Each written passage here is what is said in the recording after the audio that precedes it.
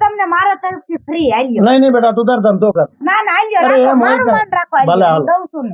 તો પછી જો આવો સ્વભાવ જોઈએ ધંધામાં આવો સ્વભાવ હોય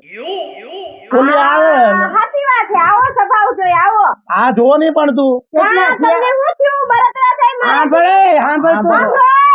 પૈસા દેવાના પેલા બાઈ ને પૈસા દઈ દો હાલો બધા 80 રૂપિયા